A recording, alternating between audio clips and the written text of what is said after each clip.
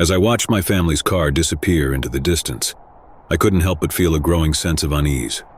My parents were heading out of town for the weekend, leaving me alone in our old creaky house.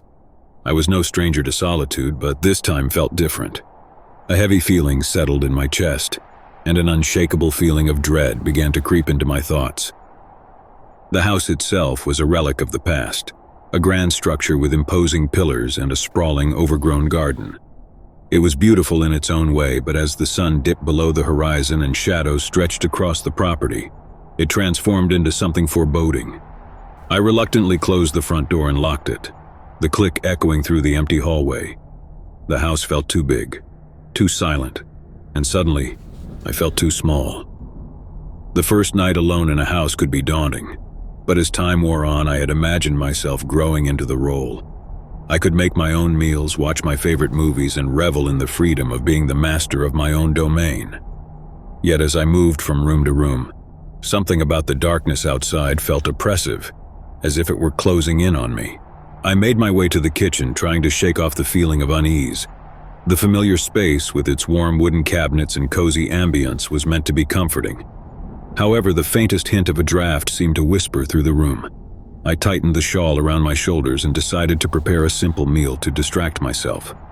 As I stood at the stove, the low hum of the refrigerator and the ticking of the kitchen clock were the only sounds that reached my ears. The house was eerily silent, and with each creak and groan, I couldn't help but feel as though it had a life of its own. I had always known it was old, but that night, it felt ancient, bearing secrets from generations long past. I finished my meal and tried to find solace in the glow of the television. I put on a comedy, but even the laugh track couldn't drown out the unsettling sense of isolation. The show's canned laughter sounded more like mocking than mirth, and I switched it off, casting the room into silence once more. Reluctantly, I made my way upstairs to my bedroom. The old wooden steps creaked beneath my weight, creating a symphony of unsettling sounds. I couldn't help but look over my shoulder, half expecting to see something lurking in the shadows behind me. Of course, there was nothing there, but that didn't stop the creeping feeling that I was not alone. My bedroom, with its soft muted colors and familiar scent, should have been a sanctuary, but that night, it was just another chamber in the house of unease. The window offered a view of the moonlit garden, its unkempt hedges and statues shrouded in a cold glow. I closed the curtains and turned off the lights, plunging the room into darkness. Lying in bed, I couldn't help but listen to the strange sounds of the old house. It was as if it were alive, breathing in the night, exhaling soft sighs and whispers. I closed my eyes and tried to remind myself that it was just an old house, that my unease was nothing more than my imagination running wild. Yet, despite my rationalizations, I couldn't shake the feeling that I was being watched. Hours passed, and the darkness seemed to press down on me, heavy and suffocating. I tossed and turned in bed, unable to find comfort. The gentle, rhythmic ticking of the clock in the hallway only served to remind me of the relentless passage of time. Just as I felt myself drifting into sleep, a noise from downstairs jolted me awake. It was a soft but distinct thud, followed by the sound of something scraping against the floor. My heart began to race, and I strained to listen. Silence settled in the room once more. I debated whether to investigate the source of the noise, but fear kept me frozen in place. The darkness outside my window seemed impenetrable, and the shadows in the room appeared to twist and contort. My imagination was running wild, but I couldn't shake the feeling that something sinister lurked in the house. Another noise, this one louder and more distinct, broke the silence. It was the unmistakable sound of footsteps, slow and deliberate, coming up the stairs. My heart pounded in my chest as the footsteps drew nearer, the creaking of the old wooden steps growing louder. I clutched the blanket tightly, unsure of what to do. My first instinct was to call the police, but the feeling of vulnerability kept me rooted in place. The footsteps reached the top of the staircase and drew closer to my bedroom. Panic surged through me, and I scrambled out of bed, searching for a place to hide. The closet seemed like the safest option, and I squeezed into it, pulling the door closed as quietly as I could. I left a slight crack to peer through, my eyes fixed on the dimly lit room beyond. The footsteps grew louder, and the door to my bedroom slowly creaked open. A figure emerged from the darkness, barely visible in the moonlight. It was a man, tall and slender, dressed in tattered clothing. His face was obscured, hidden by the shadows. He moved with a deliberate, almost predatory grace, as if he knew the house intimately. The intruder's presence sent a cold feeling down my spine. He moved through the room, his eyes scanning every corner. The moonlight revealed a gaunt face with hollow cheeks and a scruffy beard. In his hand, he held a knife, its blade gleaming in the dim light. I held my breath as the intruder approached the closet. His steps were slow and deliberate, and I prayed that he wouldn't discover me. The closet door seemed like paper, too flimsy to protect me from the danger lurking just outside.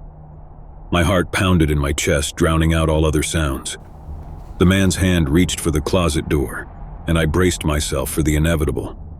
But then, just as his fingers brushed the wood, he hesitated. A low growl echoed through the room, causing the intruder to freeze.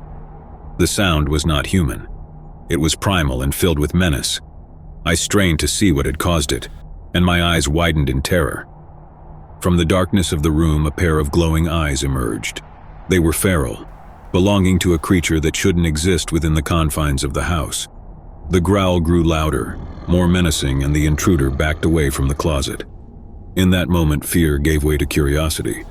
I couldn't see the creature clearly, but I had the distinct feeling that it was not a typical household pet. It was something wild and untamed, a guardian of the darkness. The intruder, sensing that he was outmatched, fled from the room, leaving the closet door ajar. I waited, my heart still racing as the growling receded into the distance. I had narrowly escaped a terrifying encounter, and the feeling of dread had shifted to one of profound gratitude. Hours passed, and the first light of dawn began to filter through the curtains. With trembling hands, I emerged from the closet, still cautious and unsure of what I might find. The house was silent once more, and the intruder was gone. But the encounter had left an indelible mark on me. As I watched the sunrise, I couldn't help but feel a sense of awe for the mysterious guardian that had protected me. The old house had revealed a hidden secret, a protector of the night that had stood between me and danger. The rest of the weekend passed without incident, and when my parents returned, I shared my harrowing experience with them. They were understandably shocked and concerned, but we found no sign of the intruder, and the police were unable to determine his identity.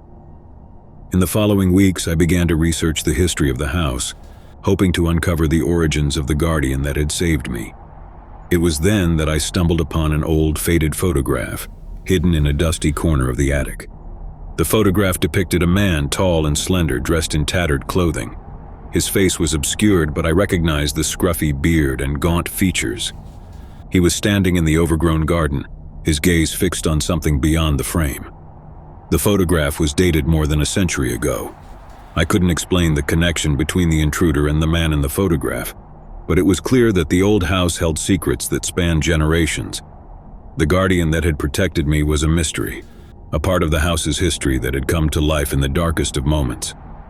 As time passed, the sense of unease in the old house began to fade, replaced by a feeling of reverence for the guardian that had watched over it for generations. The creak of the front door echoed through the empty house as my parents departed for a weekend getaway, leaving my sister, Emily, and me alone. At 17, I was no stranger to spending time on my own. I turned to Emily, who was 12, and tried to muster a reassuring smile. "It's just the two of us this weekend, Em. We've got the whole house to ourselves." She nodded, her eyes wide with a mix of excitement and trepidation. "Yeah, but it's kind of creepy when it's so quiet." I couldn't argue with her. The silence in the house was overwhelming, a heavy presence that seemed to settle in every corner. I told myself it was the absence of our parents that made the house seem so much larger and emptier than usual.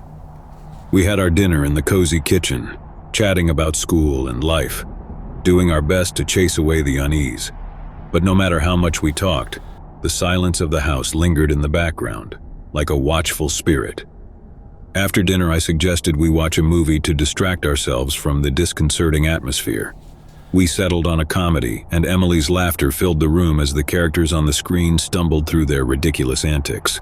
It was a welcome distraction, but even as we laughed, I couldn't shake the feeling that we were not alone. The movie ended and Emily stifled a yawn. "I'm heading to bed, you coming?" I shook my head. "I'll join you later. Just going to check things out downstairs first." She gave me a worried look but didn't protest. With a quick goodnight, she headed upstairs, leaving me alone in the dimly lit living room. The house seemed to creak and groan as I moved through it, its age and weight pressing down on me. The silence was so profound that it felt as though it was closing in, squeezing the very air from the room. I took a deep breath and tried to shake off the feeling of dread. As I passed the hallway leading to the basement, I heard a faint sound, like a whisper carried on the wind.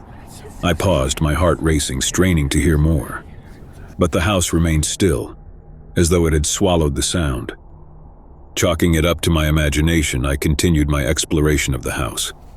I made my way to the large, darkened living room, where heavy drapes blocked out the moonlight.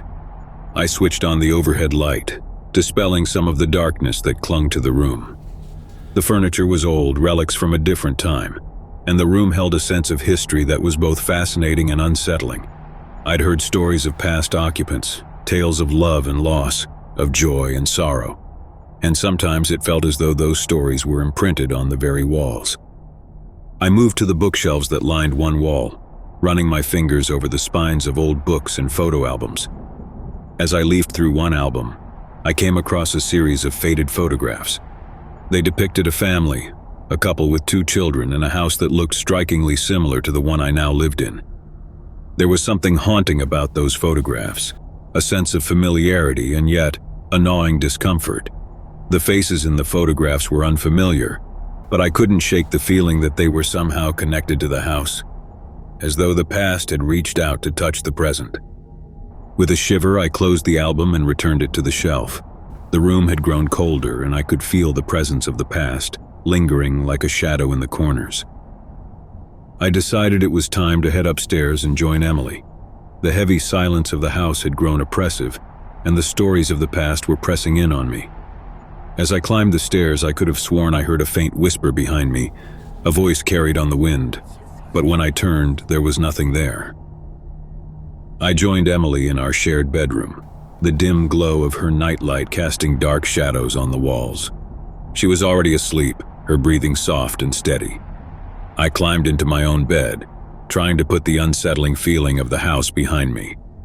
But the night brought no solace. As I lay in the darkness, I couldn't escape the feeling of being watched.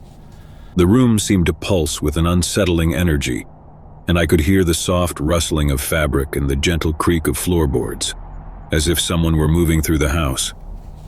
Hours passed, and I couldn't shake the feeling that I was not alone in the room.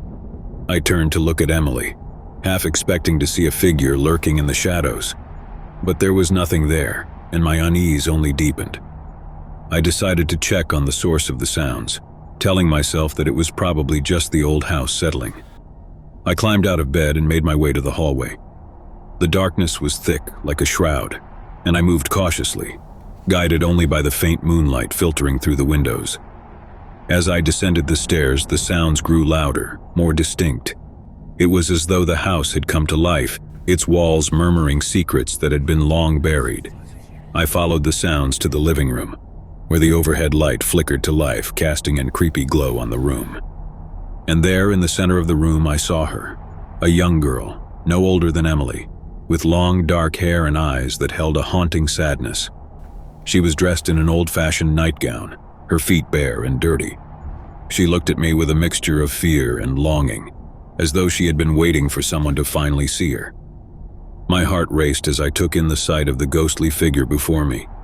I had heard the stories, tales of a young girl who had lived in the house long ago and had vanished without a trace. It was said that she had never left the house, that her spirit still lingered in the dark corners, searching for something lost. I couldn't move, couldn't breathe, as the young girl reached out a hand toward me, her fingers trembling. And then, with a soft, plaintive whisper, she spoke. "Help me." The sound was barely audible, a faint echo in the night, but it gave me a scary feeling. I knew I had to do something, to find out what had happened to this lost soul, to help her find peace. But as I took a step toward her, she faded away, dissolving into the shadows. The house fell silent once more, the only sound the thudding of my own heart. I returned to my room, my mind racing with questions and fear.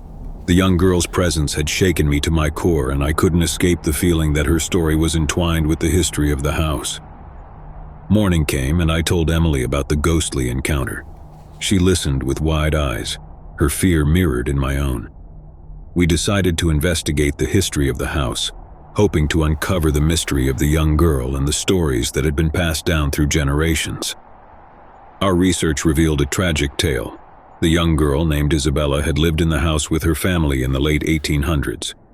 She had vanished one fateful night, leaving her family in despair. Despite extensive searches, she was never found, and her disappearance had remained a haunting mystery. As we delved deeper into the history, we learned that the house had passed through various owners over the years, and each had their own stories of unexplained phenomena and ghostly encounters. It seemed that Isabella's spirit had remained in the house, searching for answers and perhaps someone who could finally help her find peace. Determined to uncover the truth, we embarked on a quest to find out what had happened to Isabella. We scoured old records, visited local archives, and even interviewed descendants of past owners. Slowly, we pieced together a narrative of a family torn apart by tragedy, a series of secrets and the mystery of a lost girl who had never found her way home. As we delved deeper into the past, we began to experience more encounters with Isabella's ghost. She appeared to us at night, her presence both scary and heart-wrenching. She would speak in soft, mournful whispers, imploring us to help her, to uncover the truth of what had happened on that fateful night so long ago. We couldn't deny her plea, and our determination to unravel the mystery only grew stronger. Together, we combed through the old attic, searching for clues that had remained hidden for generations. And then, as we sifted through dusty boxes and tattered letters, we made a discovery that creeped me out. Hidden beneath a pile of old photographs, we found a letter, its pages yellowed with age. It was a letter from Isabella to her parents, written on the night of her disappearance. In it, she revealed a secret, a forbidden love that had torn her family apart. As we read the letter, it became clear that Isabella had run away from home, unable to bear the pain of her family's disapproval. She had hoped to find her true love and start a new life, but fate had other plans. The letter ended abruptly, with no indication of what had happened to her. Armed with this new information, we continued our investigation, determined to uncover the full story of Isabella's disappearance. We tracked down old family records and discovered that she had indeed run away, eloping with her love, a poor artist from a neighboring town. Their love had been forbidden and their families had disowned them. Isabella and her love had struggled to make a life together, but tragedy had struck. They had been separated, and Isabella had vanished without a trace.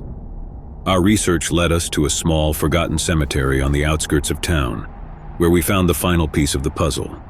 Isabella's grave, a simple weathered headstone, marked her resting place.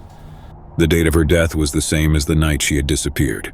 With heavy hearts, we realized that Isabella's ghost had been searching for closure, for someone to uncover the truth of her story.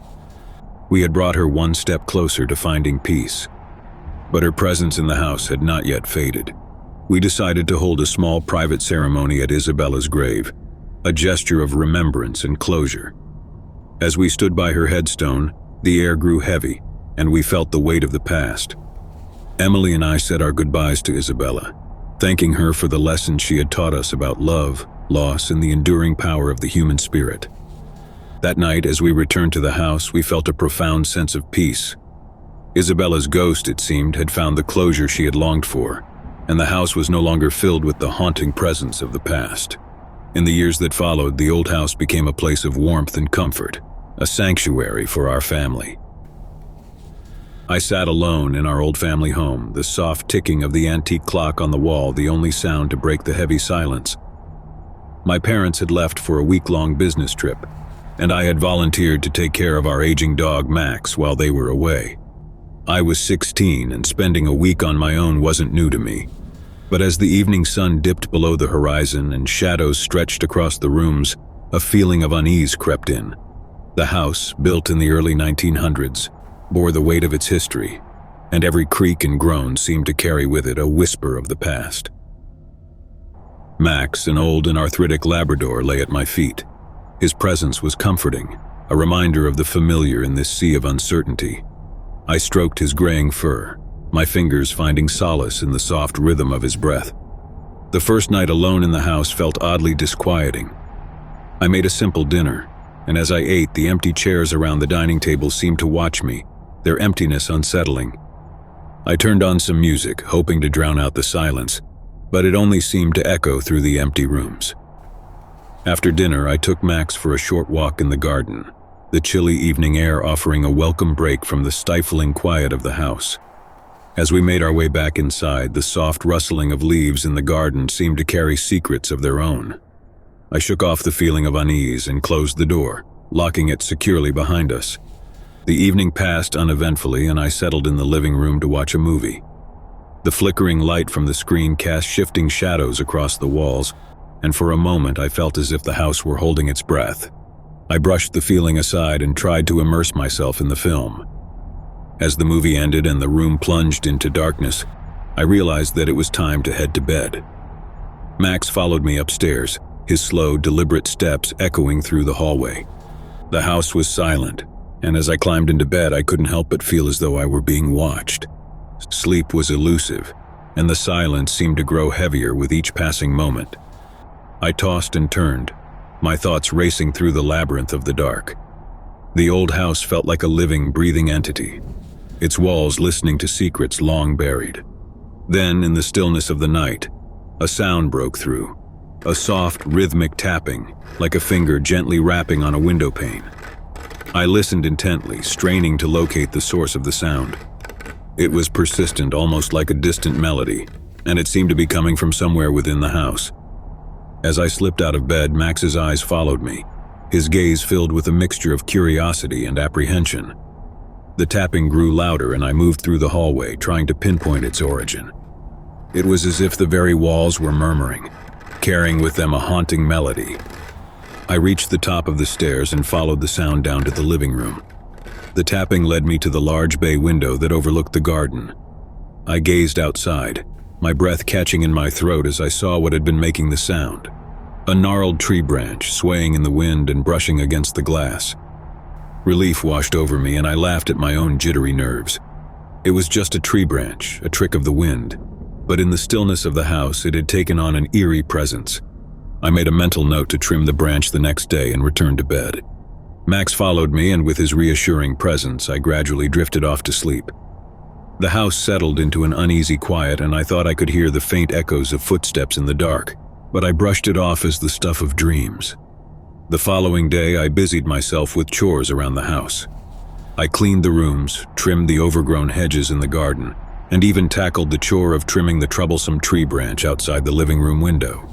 The sunlight cast long, comforting shadows across the property, and for a moment, the unease of the night before seemed like a distant memory. As the day turned into evening, I settled in the living room with Max, watching TV. The laughter of the characters on the screen was a comforting contrast to the silence of the house. I had almost forgotten the strange events of the previous night when the tapping sound returned. It was just as rhythmic and insistent as before, and this time I couldn't deny the feeling that it was coming from within the house. I muted the television and listened carefully, trying to locate the source of the sound. Max, too, lifted his head, his ears perked in the direction of the living room window.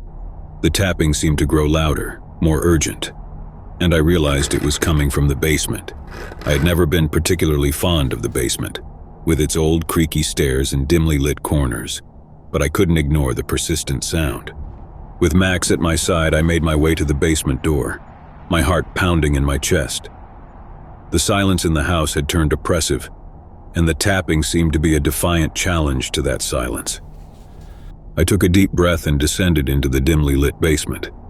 The tapping grew louder as I reached the bottom of the stairs, and my eyes were drawn to a small narrow window set high in the basement wall. The window was covered by a tattered curtain, its fabric moving gently in the breeze. And as I approached, I realized that the tapping sound was the curtain brushing against the window frame. Relief washed over me, and I chuckled at my own jittery nerves. It was just the wind, the same wind that had caused the tree branch to tap against the living room window the night before. I made a mental note to secure the curtain and headed back upstairs with Max. That night, I settled into bed with Max at my side, trying to shake off the lingering unease from the previous nights. Sleep once again proved elusive, the silence of the house pressing in on me. I listened to the soft sound of Max's breathing, grateful for his presence. Just as I began to drift off, a sound broke through the stillness. A low, mournful howl. I sat up in bed, my heart racing. It was Max, his head tilted back, his eyes filled with a mixture of fear and confusion. The howl was not his own, but it seemed to be coming from somewhere within the house. I called out to Max, trying to calm him, but his howling continued. I could feel the unease from the previous nights returning, and the house seemed to pulse with an unsettling energy. I knew I had to investigate the source of the sound. With Max following closely, I made my way downstairs, my unease growing with each step. The howling was louder now, echoing through the house like a mournful lament. It seemed to be coming from the basement once again. I reached the basement door and descended the stairs, the howling growing more distinct. It was as though the sound was beckoning me, pulling me deeper into the darkness. I reached the basement window, the same one where I had discovered the tapping curtain the night before. But this time the curtain was still and the window was closed. The howling continued, its source elusive. I could feel Max's distress, his eyes fixed on the dark corners of the basement, as though he could sense something I couldn't. I called out once more, trying to calm Max and to dispel the unease that had settled over me. And then, just as suddenly as it had begun, the howling ceased. The house fell into silence once more, the only sound the soft ticking of the antique clock on the wall. I retreated from the basement, Max at my side, a sense of foreboding settling over me. I couldn't explain the source of the howling, but it was clear that the old house held mysteries that extended beyond its walls. As I climbed back into bed, I couldn't escape the feeling that the house itself was trying to communicate with me. Morning came and I decided to delve into the history of the house, hoping to uncover the mysteries that seemed to be lurking within its walls. I learned that the house had been built in the early 1900s by a prominent family, but their history was shrouded in secrecy. As I delved deeper, I uncovered a newspaper article from the early 1920s. The article described a tragic event, a fire that had claimed the lives of the family who had built the house. The fire had been a mystery, its cause never determined, and it had left the house empty and abandoned for years. I couldn't ignore the feeling of unease that settled over me as I read the article. It was as though the events of the past were reaching out to touch the present, their stories carried on the wind, in the tapping of branches and in the mournful howling that had filled the house. I decided to explore the basement once more, convinced that it held the key to the mysteries of the house. As I descended the stairs, the unease in the air grew heavier, and the basement seemed to shift and contort as though it were a place of secrets long buried. I made my way to the narrow window, the same one where I had discovered the tapping curtain. But this time as I approached, I noticed something strange, a soft, ghostly figure that seemed to be standing just beyond the glass. The figure was indistinct, its features blurred, and it was difficult to make out any details. But there was no denying the sense of a presence, a silent observer who had been watching from the shadows. With trepidation, I reached for the curtain, pulling it aside to reveal the basement window. The figure remained, its eyes fixed on me, and for a moment I felt as though I were looking into the past, into a world that had long since vanished. The figure's eyes held a haunting sadness, a plea for understanding, and it seemed to be reaching out to me, trying to convey a message. I couldn't explain the presence of the figure, but it was clear that it was connected to the mysteries of the house. As I watched, the figure slowly faded away, dissipating into the darkness. The house seemed to breathe a sigh of relief, and the unease that had settled over it began to lift. I returned to my room, my mind racing with questions and fear. The figure in the basement had shown me that the house held secrets that extended beyond its walls, that its history was a tapestry of tragedy and loss. And as I watched the sunrise from my bedroom window, I couldn't help but feel that the house was not just a structure, but a living entity, a repository of stories that were waiting to be uncovered. In the days that followed, I continued my research into the history of the house, determined to uncover the secrets that had long been buried. The figure in the basement had been a messenger, a reminder that the past could not be forgotten, that the stories of those who had lived in the house were still waiting to be told. As I uncovered more of the house's history, I realized that it was a place of both darkness and light, a sanctuary for the lost and a repository of the past. The mysteries of the house had become a part of my own story, a testament to the enduring power of history and the importance of uncovering the truth.